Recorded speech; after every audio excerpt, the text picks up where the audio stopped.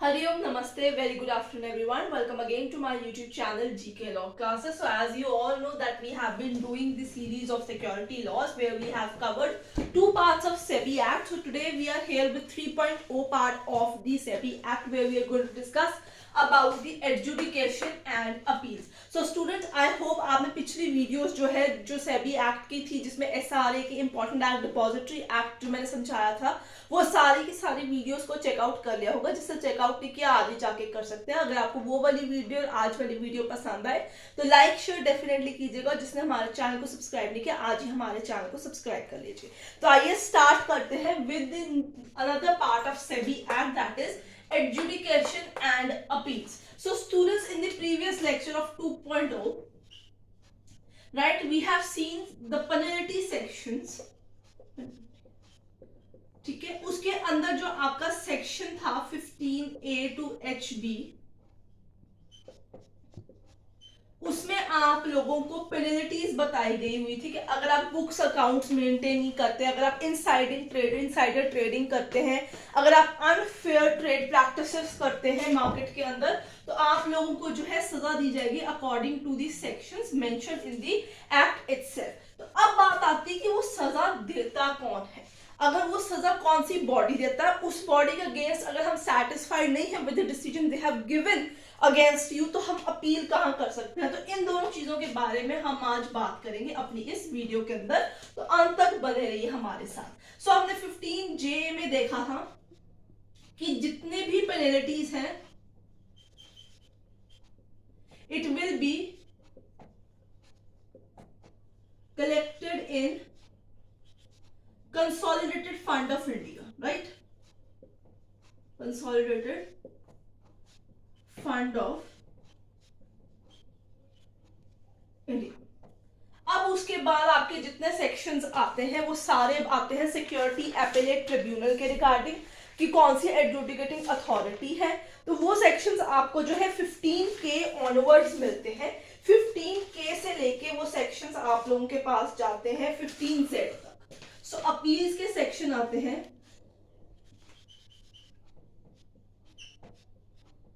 15Z तक, right students. ठीक है, तो अब हम स्टार्ट करते हैं एडजुडिकेशन और अपील्स के रिगार्डिंग। वैसे जो इन पर्टिकुलर एक्ट है वो आपको ये वाला पार्ट जो है देखने को मिलेगा।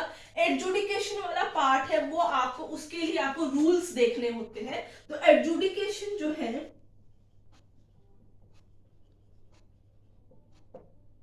ठीक है, उसके लिए आप देखते हैं प्रोसीजर फॉर होल्डिंग इंक्वायरीज,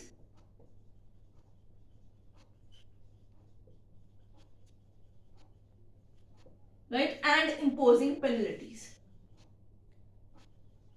तो इम्पोजिंग पेनल्टी ये रूल्स थे बेसिकली जो सेबी एक्ट है। वैसे सेबी के बहुत सारे रूल्स हैं, उसमें से 1985 का procedure for holding inquiry and imposing penalty है। उसके अंदर एडजुडिकेशन के रिगार्डिंग भी बात की गई है। तो मैं ऑल एंड ऑल टोटलिटी आपको ये जो सारा प्रोसेस है ये समझाऊंगी आज की वीडियो के अंदर। आइए समझते हैं। 3 पार्टिसिपेंट होंगे यहाँ पे सारी प्रोसीजर के अंदर, ठीक है। तो एडजुडिकेशन और अपील्स की बात करेंगे। एक तो आप खुद होंगे, ठीक है, यानी आप बस आपको एग्जाम्पल के लिए लेना है। एक आपका ऑफेंडर होगा जिसने कि मार्केट प्रैक्टिसेस में कुछ गड़बड़ी की हुई, कोई ऑफेंस कमिट किया हुआ है according to the SEBI act. एक इसके अलावा आपके पास होंगे एडजुडिकेटिंग ऑफिसर, राइट। एक आपके पास इसमें बोर्ड होगा दैट इज सेबी बोर्ड, ठीक है, एक अथॉरिटी ये होगी। और एक आपके पास होगा सिक्योरिटीज एपीलिएट ट्रिब्यूनल, राइट स्टूडेंट्स। तो आपके पास बेसिकली मिला के 3 एडजुडिकेटिंग अथॉरिटीज यहां पे हो जाएंगी। These are the 3 adjudicating authorities, right students. ठीक है, ये आप इसको आउट ऑफ द सिचुएशन रखेंगे। इस पर्टिकुलर वीडियो को समझने के लिए आपको इन तीनों के ऊपर जो है खासा फोकस रखना होगा। तो आइए समझते हैं।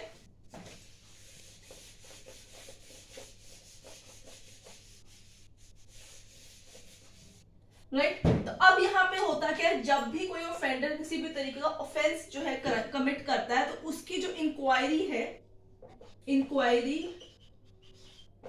इज कंडक्टेड बाय, ठीक है, एडजुडिकेटिंग ऑफिसर। राइट, ये आपको जो प्रोसीजर ऑफ 1995 है उसके अंदर जो है वहां मिलेगा।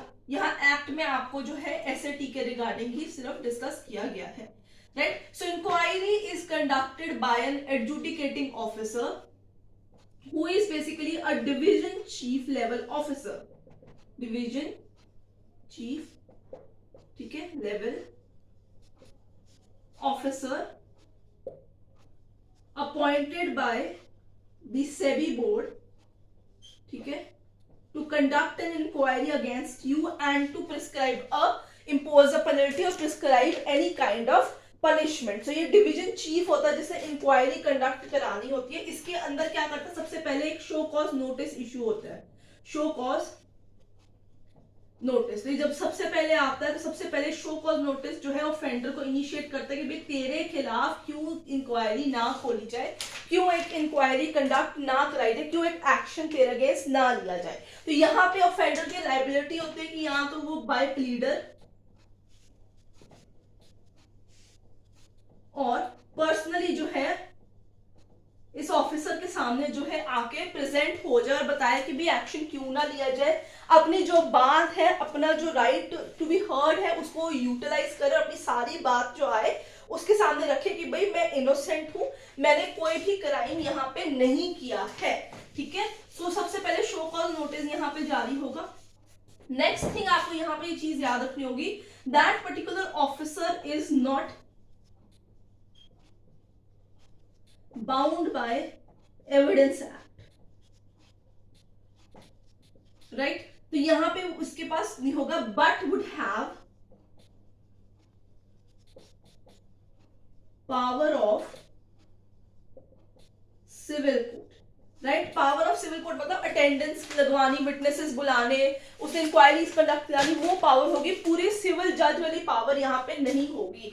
अगर उसे लगता है इस एडजुडिकेटिंग ऑफिसर को कि भी इस बंदे ने क्राइम कमिट किया है, he is guilty of the offence, तो जो भी पेनल्टी प्रिस्क्राइब की जाएगी इनटू द सेबी एक्ट, वो उसके तहत उसको जो है ऑर्डर जो है पास कर सकता है। ठीक है, इन केस आप वो पर्सन आगे अपनी बात रख गया, उसे पता चला है that offender is guilty, offender is guilty, so he would impose a penalty on him, impose a penalty on him. Right, ठीक है, उसके बाद इसकी एक और ड्यूटी रहेगी एडजुडिकेटिंग ऑफिसर की कि उसे जो है कॉपी ऑफ ऑर्डर जो है, copy of order to be provided, तो उसे पार्टीज को जो है कॉपी ऑफ ऑर्डर देना होगा। सेबी बोर्ड को भी बताना होगा कि ये पर्सन ने ये क्राइम कमिट किया था, जो आपने जो मेरे पास इंक्वायरी खोलने के लिए दी थी, आई फाउंड हिम गिल्टी, मैंने ये पनिशमेंट इसके ऊपर इंपोज की गई है। So in case any person is not happy, ठीक है, he is not satisfied, the person, the offender is not satisfied by the decision given by the adjudicating authority, तो वो क्या रेस करेगा, अपील। अपील किसको की जाएगी, सिक्योरिटीज एपीलेट ट्रिब्यूनल सैट को की जाएगी with in 45 days of receiving orders copy. तो 45 दिन के अंदर अंदर उसको ये जो अपील है यहाँ पे देनी होगी to the securities appellate tribunal. ठीक है स्टूडेंट्स, तो ये जितना प्रोसेस है ये वो 1995 के जो रूल्स एंड रेगुलेशंस है उसके अंदर दिया गया है। अब हम आ गए हैं यहाँ पे सेबी एक्ट के अंदर, जहां पे सिक्योरिटीज एपीलेट ट्रिब्यूनल जो है उसके बारे में सेक्शंस प्रोवाइड किए गए हैं। सो सिक्योरिटीज एपीलेट ट्रिब्यूनल जो है ये बहुत ही इंपॉर्टेंट है। लास्ट में बात की कि एडजुडिकेटिंग ऑफिसर से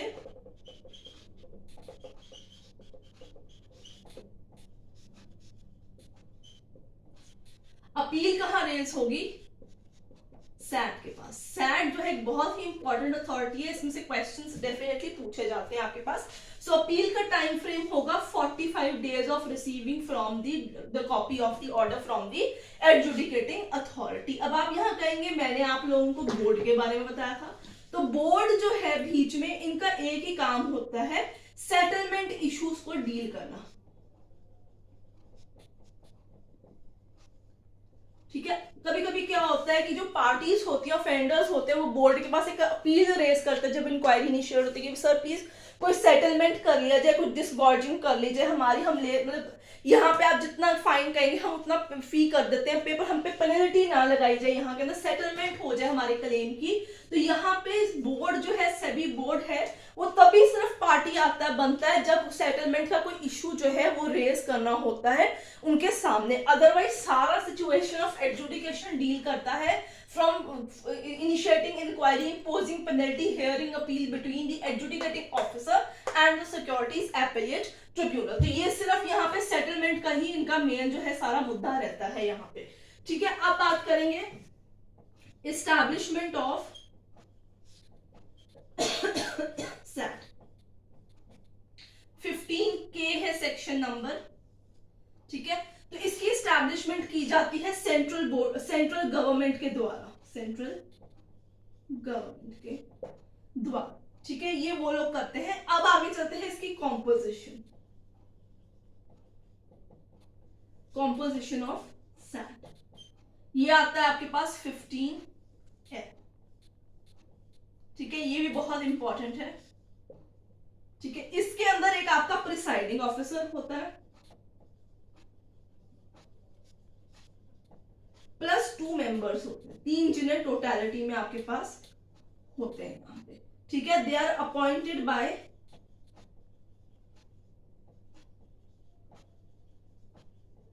सेंट्रल गवर्नमेंट। राइट, एक होगा आपका प्रिसाइडिंग ऑफिसर, 2 हो गए आपके मेंबर्स। अब प्रिसाइडिंग ऑफिसर जो है he needs to be either a sitting जज और अ रिटायर्ड जज ऑफ अ सुप्रीम कोर्ट और अ सिटिंग और रिटायर्ड जज ऑफ अ हाई कोर्ट। अगर वो हाई कोर्ट का जज रह चुका तो कम से कम 7 साल की मतलब उसकी होनी चाहिए जजमेंटशिप, यानी 7 साल कम से कम किसी हाई कोर्ट का जज होना चाहिए। जब हम बात करते हैं मेंबर्स की, तो members must be of the able integrity and knowledge from any of the field like economics, finance, SEBI act वाले एरिया से हो गया या लॉ से रिलेटेड हो गया, तो उनकी एक्सपर्टीज इन सिचुएशन में होनी चाहिए। आगे चलेंगे, ये सारे आप मार्क करते रहिए, सारे इंपॉर्टेंट है। ठीक है, अगला आ गया है 15N। राइट स्टूडेंट्स, सो हम सिर्फ इंपॉर्टेंट सेक्शंस ही यहाँ पे डिस्कस कर रहे हैं। हमारा मेन मोटिव है कि आप लोगों को सारी चीजें बता दी जाए। तो अगला है 15N। 15N है टेन्योर ऑफ मेंबर्स। ठीक है, वैसे तो 5 इयर्स प्लस रीअपॉइंटमेंट है, this is a general rule कि 5 साल की टेन्योर होगी plus they would be eligible for reappointed on that post. ये हो गया आपका जनरल टेन्योर। अब आते हैं बात पर्टिकुलर टेन्योर की। Presiding officer 68 years of age. ठीक है, 68 इयर्स और 5 इयर्स जो भी लंबे समय तक में आता है। ठीक है, मेंबर्स 62 इयर्स ऑफ एज और 5 इयर्स, जौन सा भी लंबा समय से निकल जाता है। फिर आते हैं resignation removal plus removal of the officers appointed above. 15Q, resignation to the central government. 3 महीने का नोटिस आपको सर्व करना ही पड़ता है, उसके बाद आपकी रेजिग्नेशन एक्सेप्टेबल हो जाती है। रिमूवल अगेन सेंट्रल गवर्नमेंट इन्हें रिमूव करती है on grounds of proved misbehaviour. ठीक है, plus inquiry by a supreme court जज। तो वो इंक्वायरी इनिशिएट करेगा, अगर वो पाया गया कि हाँ जी इसने प्रूव्ड मिसबिहेवियर किया है तो इसे सेंट्रल गवर्नमेंट जो है अपनी पोस्ट से निकाल देगा। Appeal to SAT. अब आ जाइए मेन मुद्दे की तरफ। 15T सेक्शन, ये सारे के सारे सेक्शंस इंपॉर्टेंट हैं, डेफिनेटली इनमें से क्वेश्चंस रेज किए जाएंगे आपके आईएफएससी और सेबी एग्जाम के अंदर, राइट। 15T